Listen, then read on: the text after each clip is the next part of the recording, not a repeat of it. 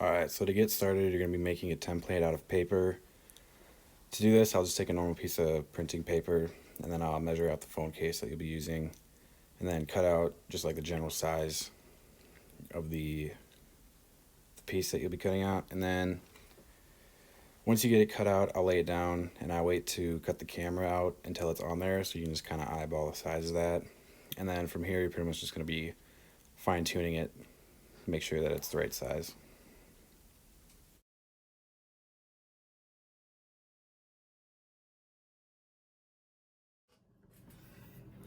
So now that you got the template cut out, we're going to lay it down and trace it on some tooling leather. Here I have some 4-ounce. Might get a little thick for a phone case, so if you want, you could use 2 3-ounce. The only problem with that is that when you're tooling 2 to 3 ounce, it is a little tricky to get the depth in it. So I'm going to use 4 ounce to get some better tooling.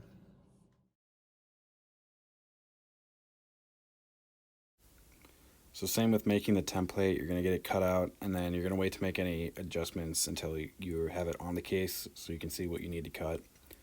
And then you'll just lay it on, see what you need, and then make any small adjustments from there.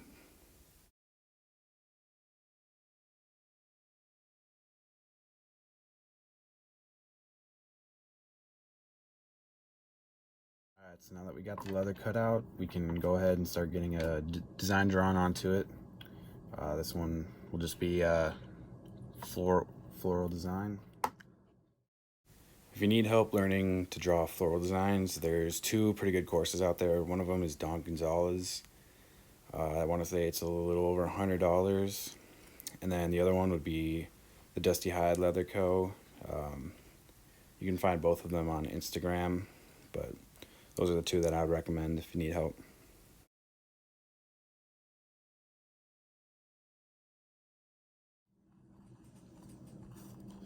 Now that we got it completely drawn out, it's time to case it and get it ready to tool. So to do that, just take a spray bottle, get it completely wet. I spray the front and back. And then once you have it wet, I just take it and throw it in a bag, like a Ziploc bag.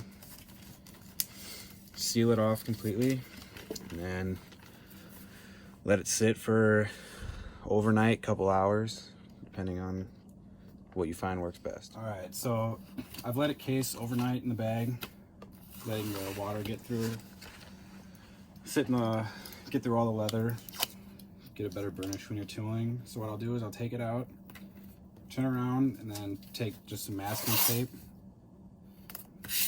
and cover the back.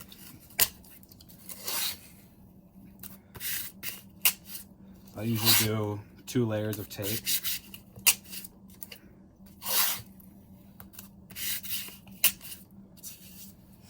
And what the tape does is prevents it from stretching, because when you tool it, it'll spread out the leather.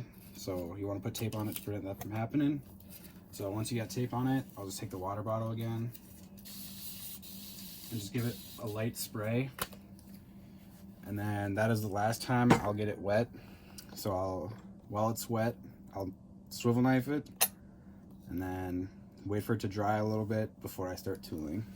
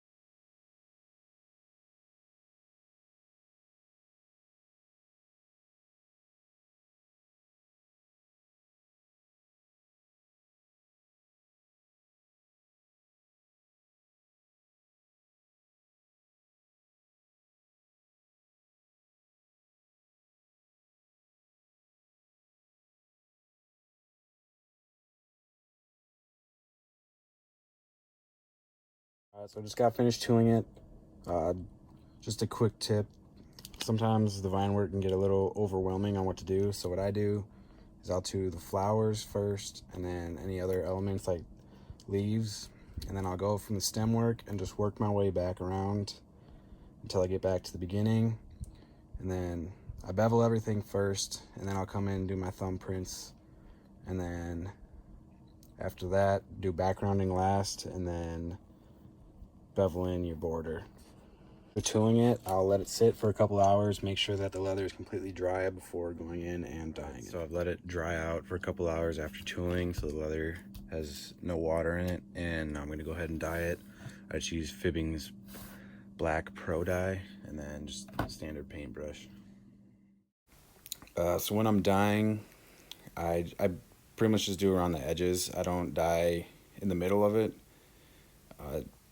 You don't really need to, because when you go in and antique it, the antique will make the background a lot darker, so it kind of just saves on some time and then makes it look fuller. So now that I got it dyed, I'm gonna let it sit for about 20-30 minutes, let the dye dry before just using some Fibbing's neat foot oil, and then I'll use some sheepskin. Just put the oil on the sheepskin, then rub it in.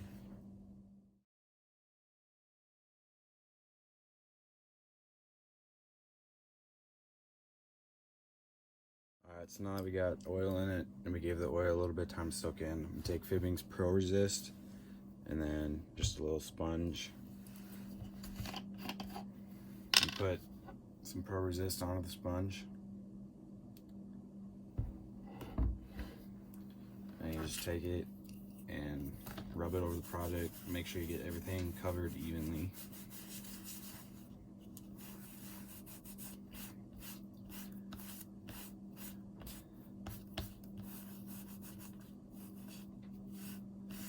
Alright, so now we'll just wait for that to dry up, and probably take about 15 minutes, and you'll know when it's dry when you touch it and it's not sticky anymore. Alright, so I've let this dry now for about 15 minutes. So now I'm just going to take some black Fibbing's Antique paste and put a glove on, and then just spread it on. Make sure that it gets into all of the indents.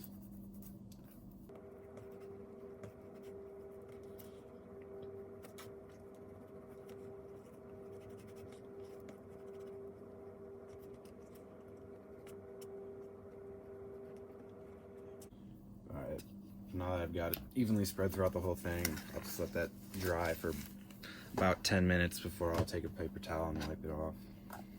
So I've been letting it sit for about 10 minutes, so I'm just going to come in, take a paper towel, and just wipe the antique off.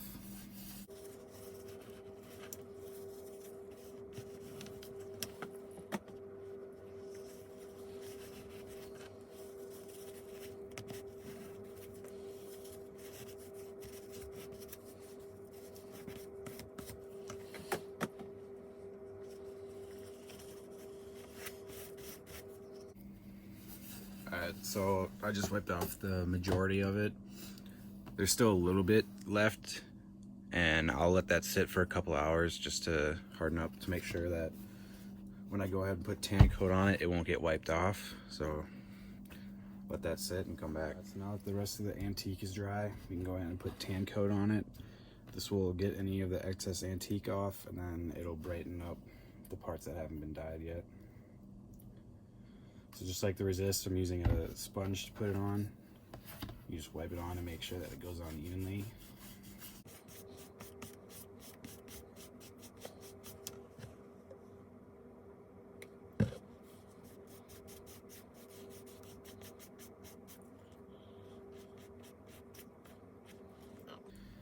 So now I'll let this dry for probably about like 15 minutes again, and then you'll know it's dry, just like the Pro Resist, when you can touch it and it's not sticky at all. I've given it some time for the tan coat to dry, so now I'm going to seal it off with some saddle lac. You want to do this in like a ventilated area or possibly outside. You spray it on, and then I'll dry it off with a blow dryer, and then I'll do a second coat, let it dry, and then you'll be ready for assembly. I got it completely finished. I'm gonna go ahead and do the edges. Basic overview of that. You'd edge it with the edger, and then once you got it edged, then you'll sand it down, get it smooth, and then I just take a sponge and a spray bottle, get it wet, rub it with some beeswax, and then just take a hand burnisher and rub it down to get the edges smooth.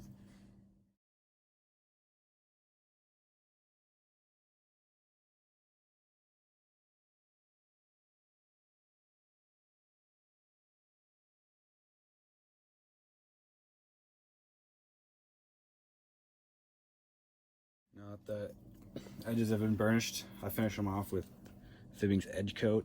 So just take a small dauber,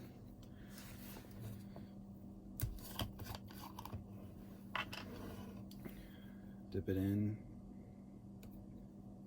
wipe off the axis so that it doesn't drip everywhere. And then you just run along it, make sure not to get it on the tooling or anywhere that's not supposed to be.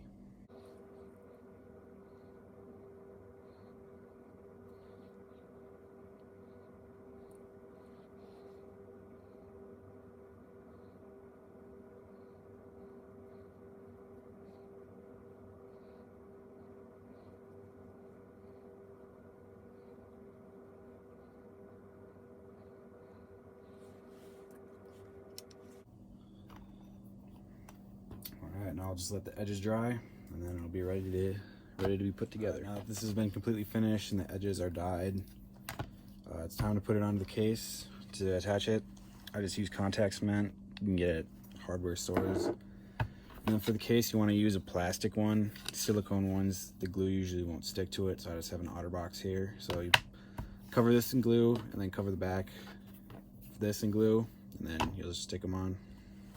When you're putting the glue on, you want to make sure that you get around the edges and the corners, just so that it's not too easy to peel off. And then once you have it on, you're going to flip it upside down and then just put some weights on it so that the glue can set. Here we have the final project. I hope you guys found this helpful. It's a pretty good project for beginners just because there's no assembly. Yeah. Thanks for watching.